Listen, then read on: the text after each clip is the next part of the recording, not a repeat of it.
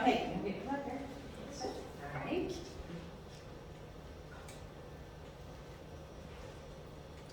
Hello, my name is Cochran. Welcome to my presentation on Femininity, Disfigured. Thank you especially to the panelists for coming and taking time to read your paper and challenge me on this subject. The opening scene of Wonder Woman 1984 begins with a young Diana competing in a race with other Amazons, women warrior from her homeland. She easily takes the lead during the first task, which is the obstacle course. Then she outswims her opponents to the shore in a race a few hundred yards away. She maintains her lead as she races on horseback through the jungle while shooting bullseyes with an arrow. In fact, there is even a moment where she jumps over a canyon and she dramatically, in slow motion, draws her string and lets loose an arrow for yet another bullseye. She falls off her horse, but being the clever person she is, she cheats and finds a shortcut to her next task. She enters the arena, back in the lead, and is about to throw a spear through the victory loop when her trainer steps in and prevents her from doing so. Diana is heartbroken, as another Amazon takes the shot and wins. Now there is an issue lurking in this scene that may not jump out to you, but it is part of an epidemic that has spread throughout Hollywood and novels and has seeped into our homes and minds. And that epidemic is one of corrupting true femininity and deceiving millions, including young, vulnerable women. In fact, I used to be one of these women. I always thought that many heroines felt disjointed but could never explain why. Not until a couple of years ago did I start doing research and find out what the issue was. With this knowledge, I hope to enlighten other women and to this unforgivable deception, and to help young men and women wake up to the epidemic that is corrupting the world's view of women. Now in this scene, Diana is a 10-year-old girl competing in an extremely physically demanding race, and she is competing with seasoned warriors, double if not triple her age and size, and yet she easily beats them. Now what should be our response to characters like her? Should we allow our daughters and sons to blindly watch and read about characters who portray the female gender so unrealistically? Still don't believe me? Well, here's another example. In 2015, when Star Wars released a film, The Force Awakens, Lucasfilm immediately received backlash for the movie's main heroine, Rey. With her being so similar to Luke Skywalker, people assume this was because of her gender. But why did such a large portion of fans dislike one and adore the other? Luke Skywalker is a 19-year-old arrogant farm boy thrown into a war, which he is the key to defeat the enemy. He has mentors, and he has interactions with different characters. And through these interactions, Luke is forced to learn and to become humble and accept the struggles he must bear and overcome. Different characters put him in his place. When Luke takes a risk, he loses a hand. Rey never experiences failures or consequences. Other characters never question her motives or actions. Rey has little to no character development and is portrayed as flawless. In order to understand Diana and Rey, we must understand first what an archetype is. An archetype is a very typical example of a certain person or thing. There are several female archetypes used in writing. This paper, I will only be addressing and examining the three most prominent ones: the lone warrior, the not like other girls, and the Mary Sue. Firstly, the lone warrior archetype is when a heroine becomes so focused on her mission that she becomes antisocial and emotionless to others. Secondly, the not like other girls archetype is when a heroine is quirky, brainy, and unconventionally beautiful. She appears to be feminine, but she hates all things feminine at the character's core. And lastly, the Mary Sue is an overarching archetype and is the most common archetype among modern-day heroines. This character is flawless in every way and has no weaknesses. Another term that I must define is strong, independent woman. This is about the stereotype of the ideal woman that secular culture embraces and praises. It is a phrase used in a satirical method. Culture presents the ideal woman as closed off emotionally, flawless, and preferably single. Logically, it makes sense that the ideal woman to secular culture would have these unbiblical and unrealistic characteristics. Literature has been male-centric for centuries, and then suddenly changes course to now having more heroines. So how are these heroines written? From where is their inspiration drawn? Some of you will probably think the answer is obvious, from real life, of course. But if this were true, then many more modern-day heroines would not feel recycled and overall perfect. Often there is no emotional attachment to the character because there is no emotion to share. Now that it has been established how heroines can be written poorly, femininity must be defined before moving forward. When I say femininity or true femininity, I will strictly be referring to biblical femininity. As Elizabeth Elliot states in her book, Let Me Be a Woman, to learn what it means to be a woman, we must first look at the one who made her. The Proverbs 31 woman is the most used example of this. She considers a field and buys it. With the fruit of her hands, she plants a vineyard. She dresses herself with strength and makes her arms strong. These are all attributes that are pleasing to God. She is ambitious and profitable in her vocation. She is nurturing and caring for those close to her. She laughs at the future because she does not place her trust in herself, but in God. She has a presence of strength and dignity and teaches wisdom and kindness to others. She is not idle and helps those in need. So what does femininity look like when compared to masculinity? One must look again to God's word for the answers.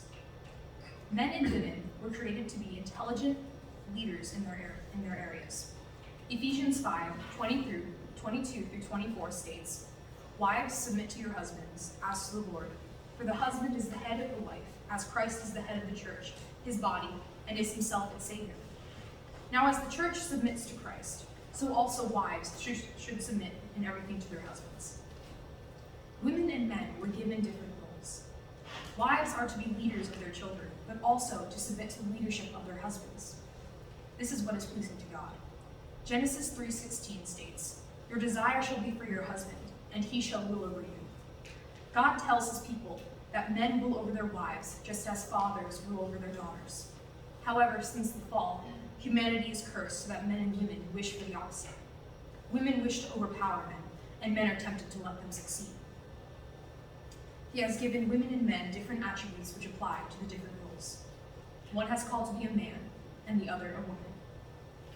And one must remember that rejecting what was given to you by God is ultimately unfaithfulness to your Lord.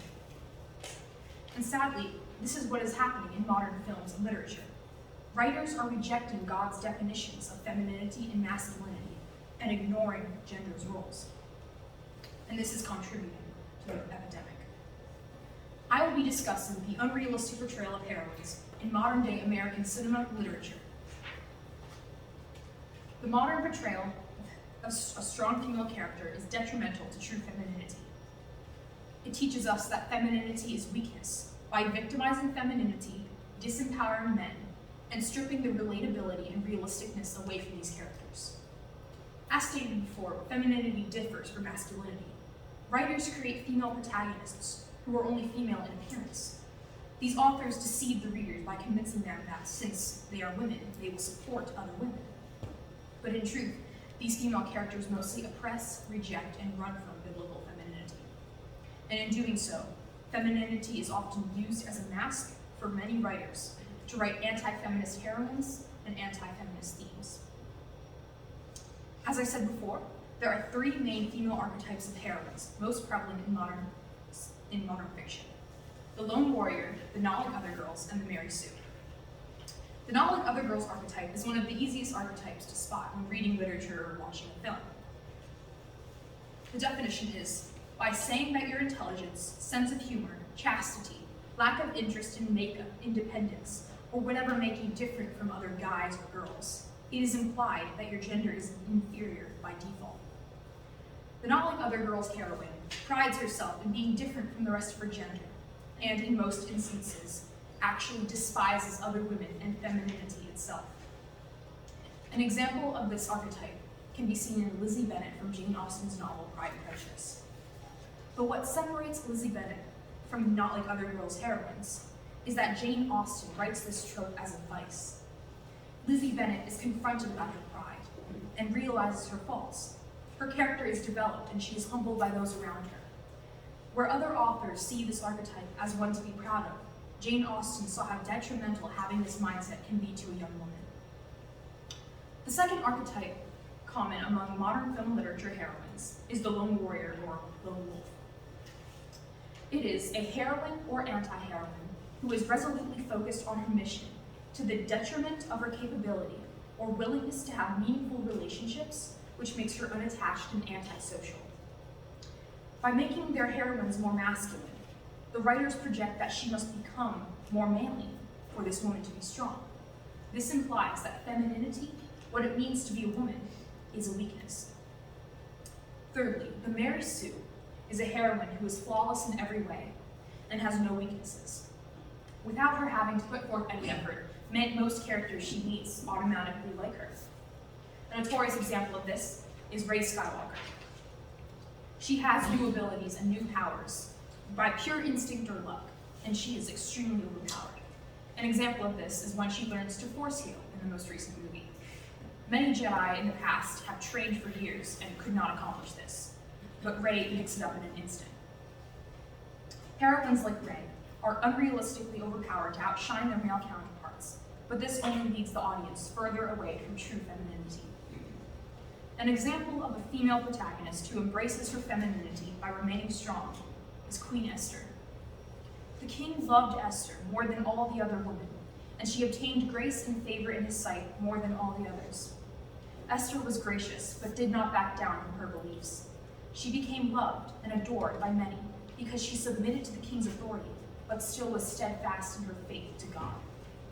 As Esther and many other women have proven throughout history, being a woman does not entitle nor imply victimhood. Another method that has become popular among writers to empower their female characters is to disempower their male characters.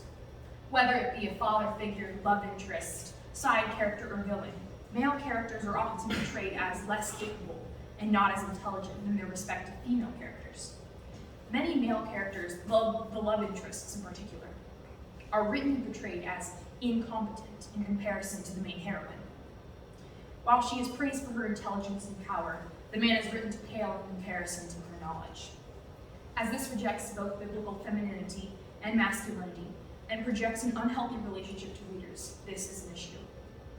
Moreover, aside from the portrayal of heroines being dominant in their romantic relationships, another major issue with these characters is that the female characters are never allowed to learn anything from the male characters. Some of these heroines are self-taught, but many authors purposefully avoid having their female protagonists learn from the male characters. Women do not need to be seen as smart by negating men's intelligence. Men do not need to kneel so that women can stand. It is abhorrent and undermines the woman reader's intelligence by suggesting that only women are smart and men seldom are. A female character can learn from a man just as a man can learn from a woman. This does not take away her power and strength. An example of a biblical woman who pleased the Lord was Abigail. She approaches David and offers him advice. Abigail is praised for her wisdom, so much so that David marries her. Abigail did not strip David of his masculinity, and neither did she become more masculine to help her king. Writing any character is difficult if one does not draw from life experience. Just as an artist paints an apple by first seeing one and painting a convincing apple, a writer must draw inspiration from himself and people around him to write a convincing character. Without realizing this, culture has created this strong, independent woman characterization that at its core is not feminine at all. As mentioned previously, these character types typically have little to no flaws. And their flaws, when they do have them, are not something for the character to wrestle with or try to overcome. When the rare instance happens that the character has a flaw, it is glorified. They are not methods to progress the character's development, but only push the feminist agenda further so that nothing could be wrong with women. And if you were to question this, you would be labeled as misogynistic or sexist.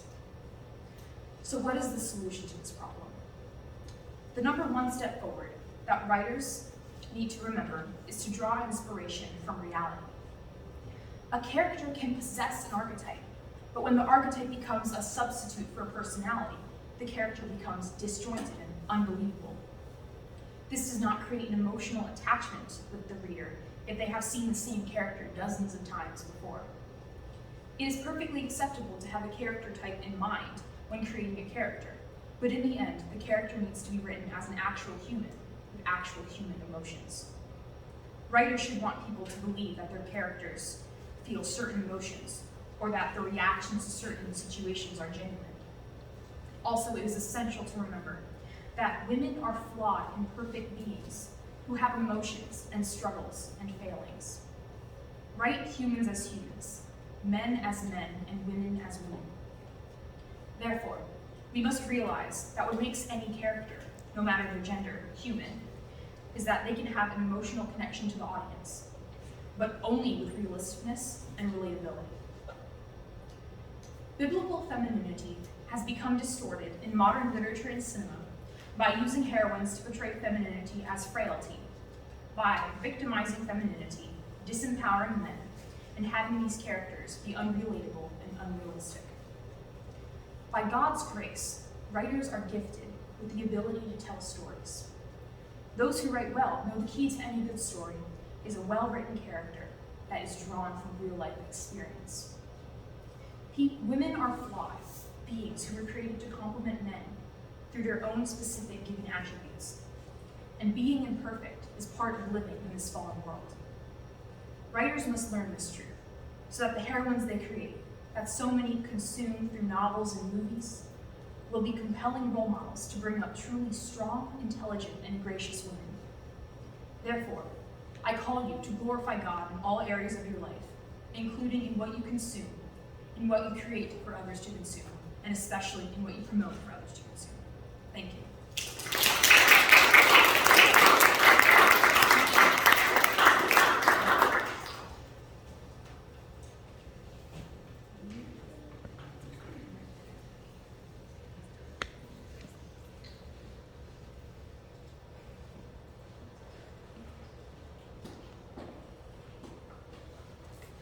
Do you want to go ahead and introduce yourselves while I get Joyce some here?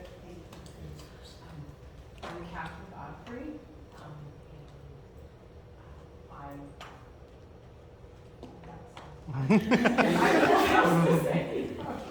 Thank you for having me today, and I do want to just say before we ask questions that I think it is very wise for you as a female of this age to be thinking about these things, because as you enter the world of all these different ideas that are thrown at you, you're leaving your parents to college, these types of issues will continually bombard you, and I'm glad that you took the time to think through these issues before and knowing where you stand before those other ideas come at you. So I want to commend you for that. So I enjoyed your topic very much. Nathaniel Stamper, I teach at Veritas, and that's about it for me. Joy should be able to talk. Joy, can you hear us?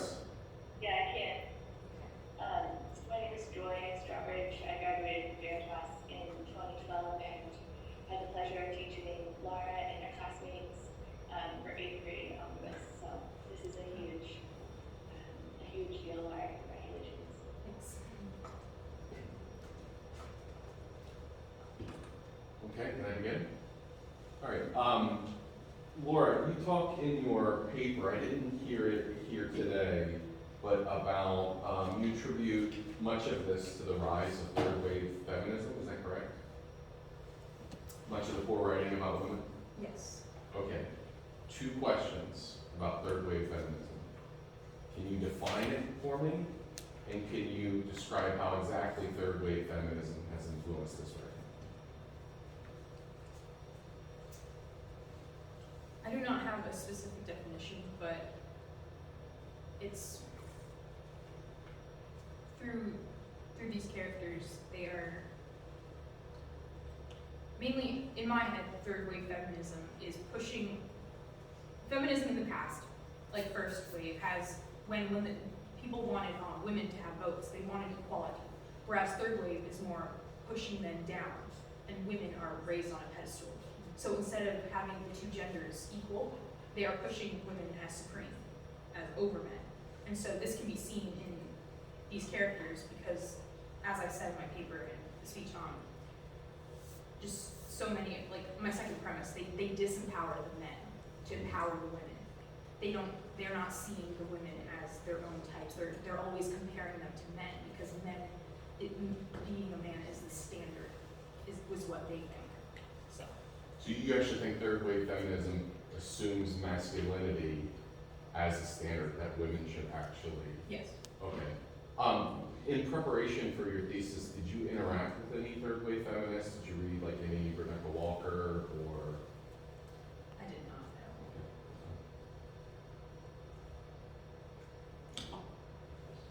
know. You mentioned for hundreds of years there, through literature, there's been very strong heroines. We have Hester Prynne and we have Jane Eyre, Elizabeth Bennet you mentioned already.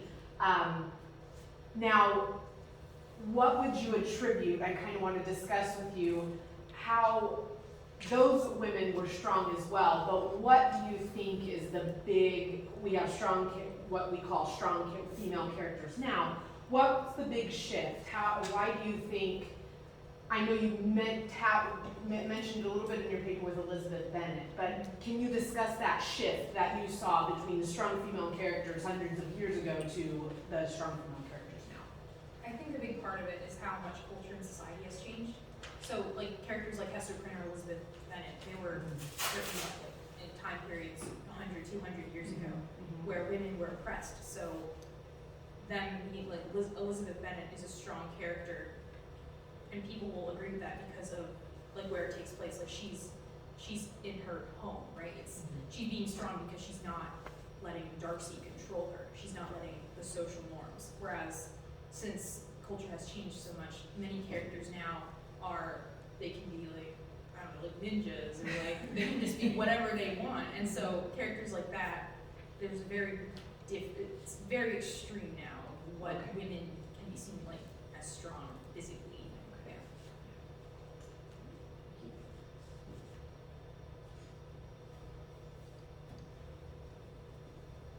Laura, can you tell us about the process of picking this topic, how it stood out to you, and what that looked like for you? Okay, yeah, sure. So process. As I mentioned in my paper, for years I've always had issue with modern portrayals of female characters, and I like watching like maybe YouTube review videos of these movies and then talking about the characters. I can't quite hear you. Could you just Okay. get our microphone or anything? Yeah, I can come up here. Is this better? Can you hear me now? Or Not quite. okay, is this better? Can you hear me now? Speak up. Talk loud. Oh no. Okay. Is this fine here? Oh no, she can't hear me. She can't hear me. It's only picking up you and her, everyone else is muted. It's probably picking up the PowerPoint. Just answer for the rest of the room. Okay. Yeah. Okay. Okay, so she asked me what my process was for coming up with this topic. As I said, I've always had an interest in stories, movies, telling a good story, writing a good character, and I always love watching these review videos on YouTube or discussing it with my friends and debating. And I always in the back of my head, I was like, something's wrong with this character, but I can never pinpoint why. And so that was what propelled me to do this mainly, was wanting to figure out why and actually have standards and not just this character was wrong just because of a certain thing in her film. It was like, no, I could actually have standards for a character.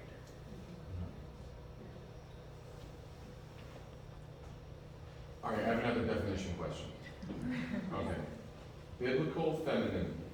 Can you just describe it for me succinctly, right? Like, what are the essentials for biblical femininity? I do not have a succinct definition for that.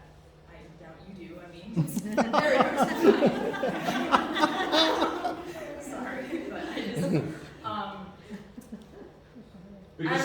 like femininity ambitious, nurturing, trust could be God. applied to men.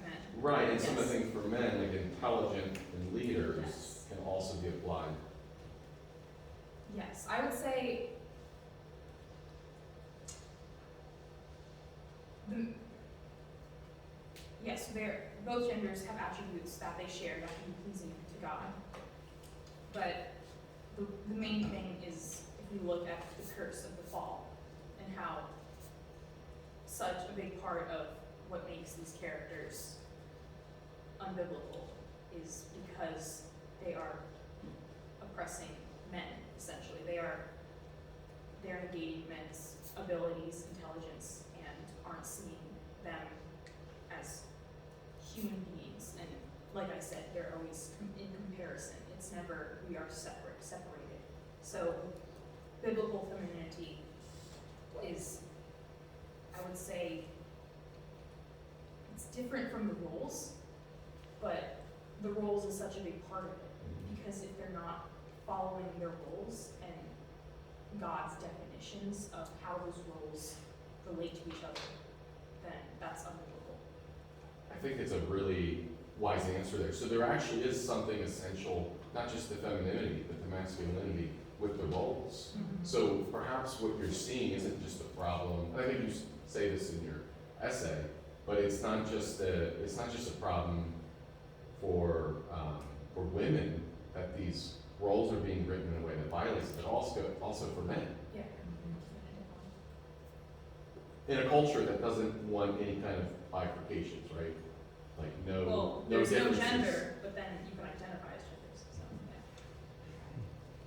Well, that kind of leads into our review, Mr. Stanford. Okay, so, now that we've established like the biblical femininity, what would you say to someone who said, well, I don't hold to any type of biblical femininity?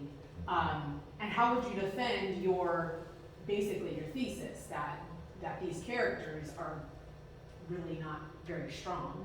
How would you defend it to someone who said, well, biblical femininity, that's archaic and misogynistic? What would you say to them still defending like the characters, modern female characters are still not great?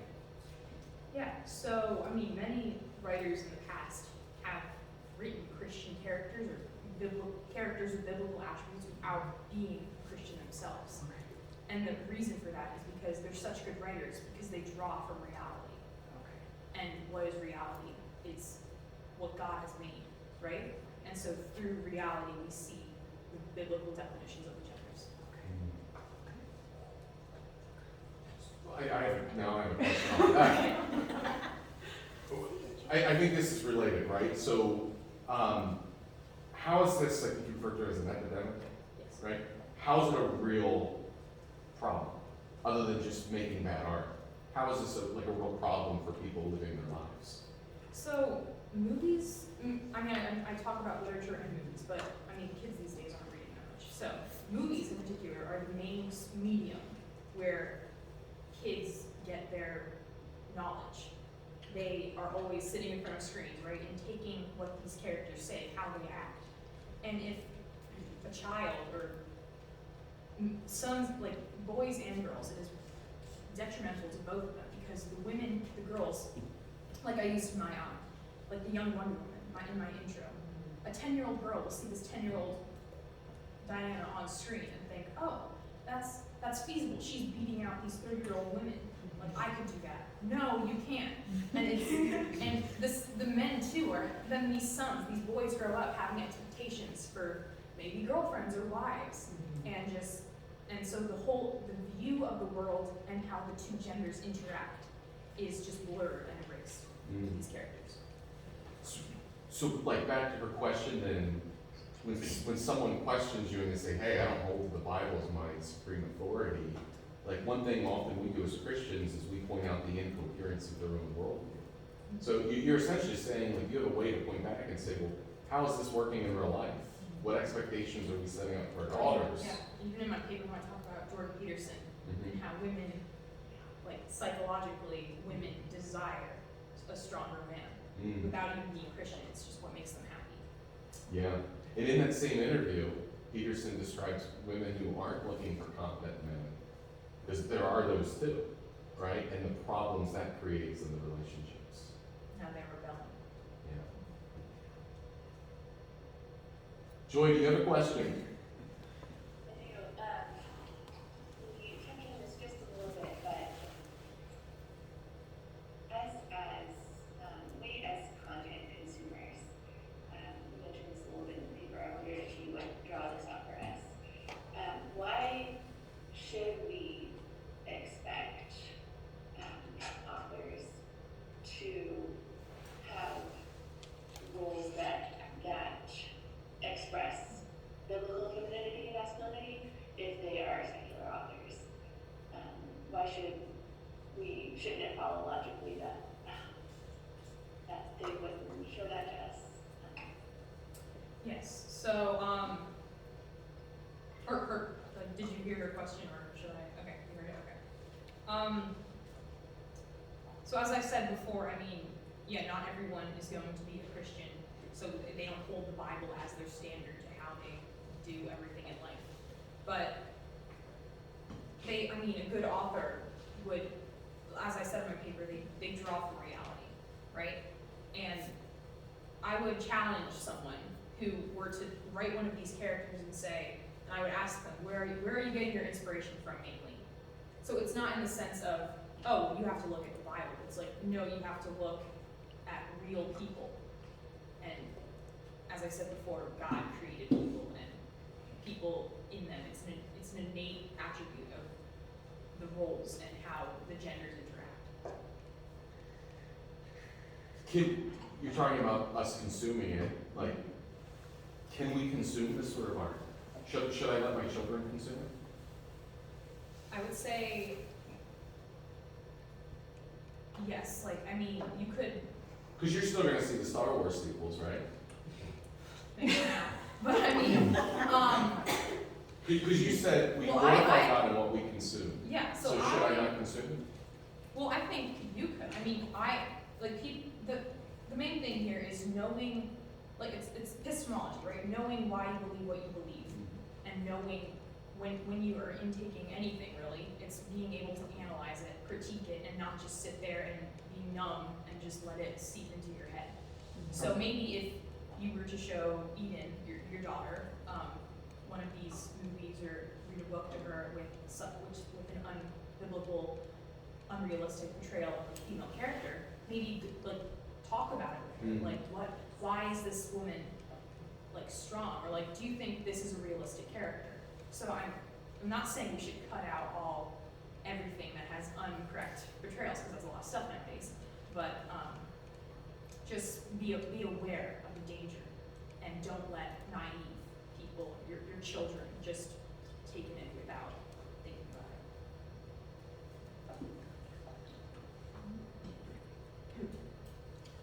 it. I have another question. Yeah. What implications are there for this view for tomboys? Tomboys? Yeah. Yes. I would say, so yeah, tomboys, that could fall under the, well, I would consider myself a tomboy, so I mean, But would you do, but then would you consider yourself one of these archetypes? I would say I can fall into the not like other girl archetype, whereas I see myself as, oh, like I'm different, therefore I'm standing out. But you have to reel it back in and say we shouldn't be hating on women who are more in touch with their feminine side, right? So I'd say there are, like, of course, women are different, and maybe, sure, the majority of women are more feminine than other women, but women can still be faithful to God in their roles without being totally, like girly. So A woman can enjoy a beer and going to a football game, and that doesn't violate true femininity. no.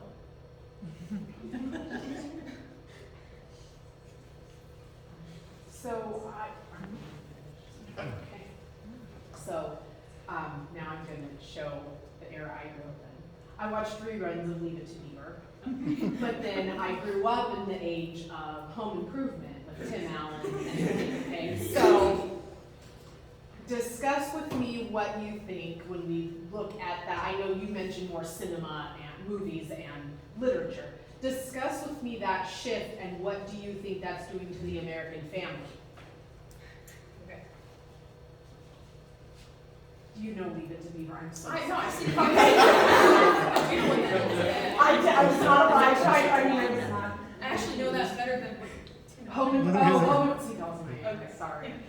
He was kind of all described, he was kind of, the mom ruled the roost. He was kind of the ding dong that like, you know, once in a while was happy. she's all smart and he's dumb. Right, That's the right. problem. Yeah, or like The I know that, Simpsons yes. or any of that. on a lot of modern, like especially Disney Channel shows, I kind of see how the parents are always portrayed as stupid and the kids are smart. And so if you, I mean genders too, mom's always intelligent and the dad's just kind of unfair. Right, So exactly. So just. yeah, I would say that affects the family greatly because especially like in like Disney Channel, right? Like little kids are watching this movie and they're seeing how, oh, mom's always right, dad isn't. When they grow up, they never respect their fathers, which of course is not biblical, right? So yeah, it can greatly impact how we view our sisters, brothers, and friends, brothers. Yeah.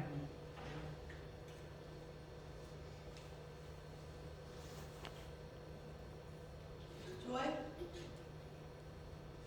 I think Joy has something. In your paper, you talk about Mary in your conclusion, and I wondered if you would describe for us the ways that Mary exemplifies what you're talking about in your paper. It's Mary. Did you say Mary? Yeah. Yeah. Okay. Yes. So, I mean, Mary was. She was a young teenager who was told that she would bear the Savior of the world, and she took it on herself, and she held God in the highest authority and said, "You are my Father, you're my Creator. I will do what you say." So that is a woman submitting to her father, in essence, and that is, I mean, obviously it's biblical, and she was right to do so.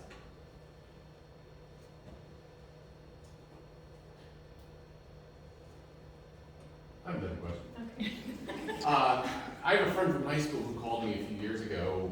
He was in talks with Disney to be contracted for them. And it became very apparent to me he was concerned that, you know, he couldn't get into a lot because of NDAs and whatnot, but that he would lose freedom to write how he wanted to write. And it kind of dawned on me that maybe the writers don't want to write these kind of characters because they're artists and they see they're not compelling. So there may be a more systematic problem here. And I don't even know if this is a question you thought about, but what do companies like Disney and what do they have to gain by writing this art that is kind of turning people away? I think the last two Star Wars movies did not perform as well as the The live action princesses, right? What's that? The live action Disney princesses. Oh, what did that not do? Oh, yeah. Oh, they didn't do well. There's, well, yeah, if you've seen, like, for example, the new Mulan, if you've seen that, they take away all her character and emotion and they give her, like, superpowers that she didn't have in the first movie. And so I think mainly it's, I mean, so with that, it's more of grabbing money because it's nostalgic. But with Star Wars, since Star Wars was seen as, like, a man, like, mainly a male character dominating movie franchise, Luke, Han, all those characters. I think with a lot of women, they can fall into that trap where they're not thinking about the quality, they simply want to fill up a quota. So it's like, oh, this character has a female, like Star Wars has a female protagonist now. Like, yes, no matter how the character's written, I'm gonna root for this movie, I'm gonna go support it. And she's my new favorite character simply because she is a woman, and they've never had that before.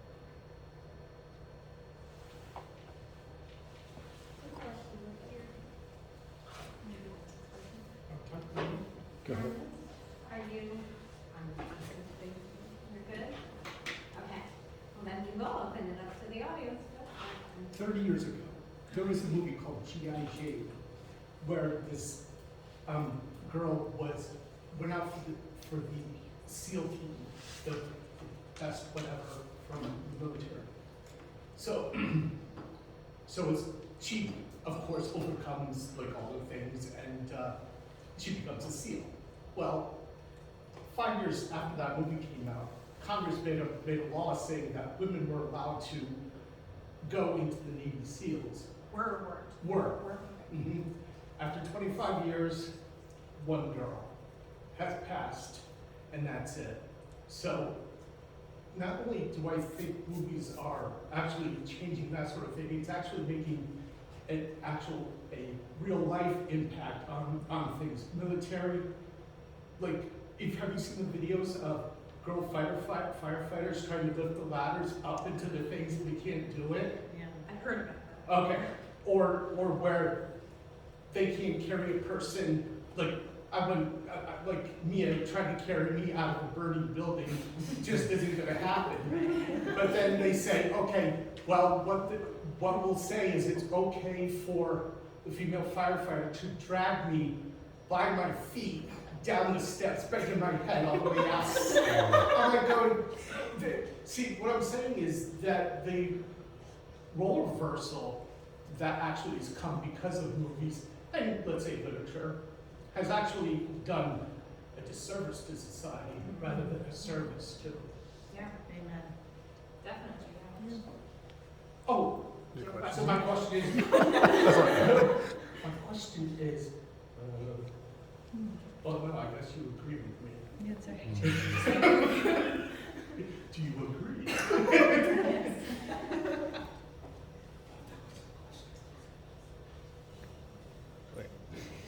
You're hogging the whole thing, Nathan. Well, do you find Cara Dune a compelling character? Because you brought up Star Wars. Yes. I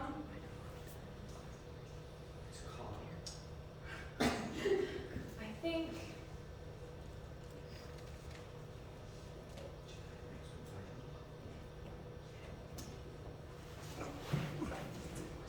I'm not a huge Mandalorian buff. I have seen the show, but I think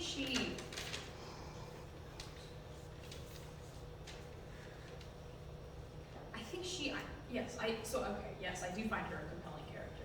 I think when they show her in combat, the actress who plays her obviously she was in like wrestling, right? So MMA. no, Gina Carano. Yeah. MMA. Oh, She's a- MMA. she's She's a real in MMA. fighter. I thought you said the name. Okay. She could take most men. Yes, so she was like a buff woman, like she could, yeah. So I think in a lot of the scenes, remember the one scene where she's arm wrestling the Mandalorian? No one wins. Like she doesn't easily destroy him. It's like no, they're pretty much same strength or whatever, and that's not that. I guess could be realistic. It's not for most women, probably not. But since the actress portraying her has that physical capability, I would say she could be realistic. I will say that the actress portraying her could have done a better job, but the writing for the character was, I think, good. Yes. Yeah, so I want to ask for your forgiveness. After all of these years of saying you watch too much TV, I am so glad that you have used all of that time to do this paper and your speech. It was very powerful. But my question is this: while you were just doing the talk, a little notification for Fox News flashed up on my thing because I don't have my notifications turned off, and it said, "Progressives redefine mothers as birthing people." And so what I was, as you're talking, I'm processing that and there's this cataclysmic battle over definitions and this idea of hath God said. So my question to you is, if you were to ever start writing or have a professional career in writing movies, books, how would you win that? How would you help win that battle? Because it's all over the place. And as you see, it's not just some cool little Sunday school lesson, that's out there, but this is real live definitions are about everything. And then the storytelling is so compelling to persuade people in one direction or another. How would you combat that if you were to, professionally engage in a career doing something like that? Well, obviously, I try to write characters who are the correct portrayal of women.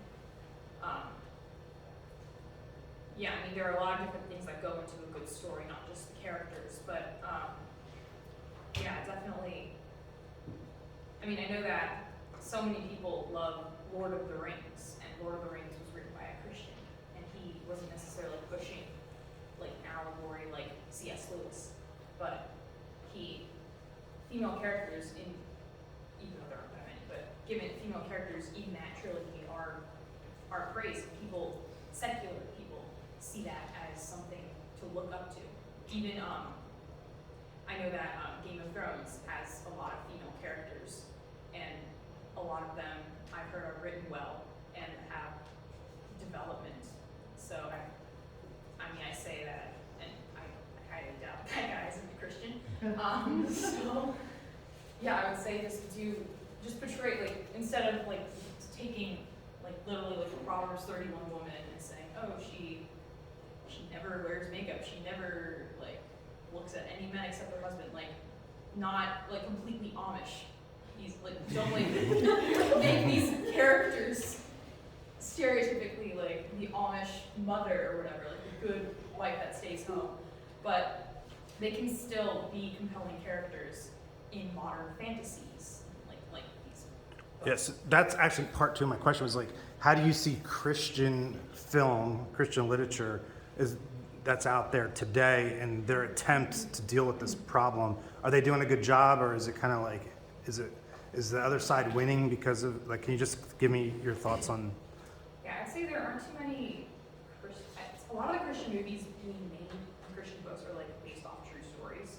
So the women in them aren't like fantasy like warriors or like I don't know, but so I mean, since it's an actual person that the story is based off of, usually it's written fine and the character is an actual human in the story.